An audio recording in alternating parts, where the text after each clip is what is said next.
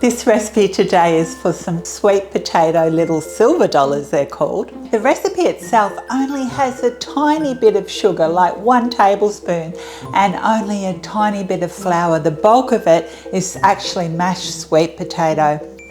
They're flavoured with cinnamon and a little bit of nutmeg, and to me it's reminiscent of a doughnut actually, but a healthy version. And I'm sure children and adults alike would love these. I found this book at my local shop and it was only $1, and I'm so glad I did. This is the 5th time I made them. They're really easy to throw together, and this is how I do it. So you'll need 250 grams of mashed sweet potato, and I find that if you take a sweet potato that weighs around 400 grams, you'll end up with that, maybe a little bit more. So all I do is peel it, chop it into pieces, cover it with cold water and put it on the stove. Bring it to the boil and simmer it until it's really tender. Drain it and leave it to dry in the sieve, because you don't want it waterlogged. And just by leaving it to dry like this, the steam will help dry it out. And then into a bowl, I crack 4 large eggs. Room temperature is best if you can. A half a teaspoon of salt, a half a teaspoon of baking powder, just 30 grams of flour, and I'm using gluten-free because it works fine, and just 1 tablespoon of sugar. Now, you know, if you are on a sugar-free diet, I think this would work without it. The cold mashed sweet potato, or room temperature, 45 grams of melted butter, not too hot, it's good if you can cool it a little bit, 4 tablespoons of milk. Now the recipe says a good pinch of nutmeg, and I equate that to 1/4 teaspoon. And then it says just 1/4 teaspoon of cinnamon, but I love the cinnamon in this, so I put half a teaspoon. And then it also says 1 teaspoon of freshly grated ginger, but personally I prefer it without the ginger. And now all you have to do is stir this until it comes together and is smooth. And you can use a whisk, which is probably a bit easier. Now it is a very thin batter, and that's how it's supposed to be. And it will have some lumps from the sweet potato. And now I'm going to cook them. So this is a non-stick pan, and I'm just warming it up over a moderate heat. Now you can also use a cast iron pan and use butter.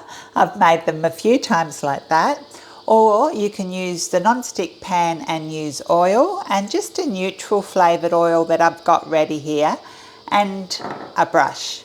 And to know if it's hot enough, just flick a little bit of water onto the pan and it will form beads and they'll dance around the pan, so that's hot enough. Then I get my oil and I just brush the pan lightly with the oil.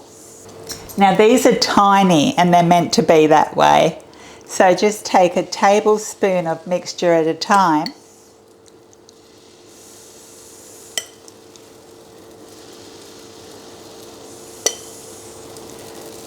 And this amount of batter should make 32 of these little tiny silver dollars.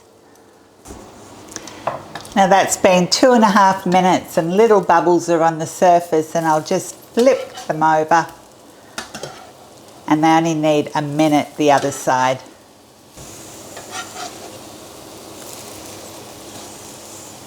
And as they're done, I just put them on a tray and put them in a really low oven just to keep warm while I cook the rest of them. And this is a really moderately low setting that I've got this on, so it's number 6 on my induction hob. And you might need to put just a little bit more oil between each batch. So yeah, I worked out that this takes 2.5 minutes that side. It's funny, with pikelets and pancakes, I normally have, you know, the first one's just a waste or a taste tester, but these work perfectly every time. And I got exactly 32. The recipe suggests to serve them warm with warmed maple syrup or honey and a bit of butter. But you know, For children, they can eat them even like this, but it says to stack 8 in a serve. And then a little pat of butter on the top, and perhaps some maple syrup or honey, just whatever you like, just a little drizzle. And there you go. They're really delicious. I hope you enjoyed this recipe if you make it, and I hope to see you again soon.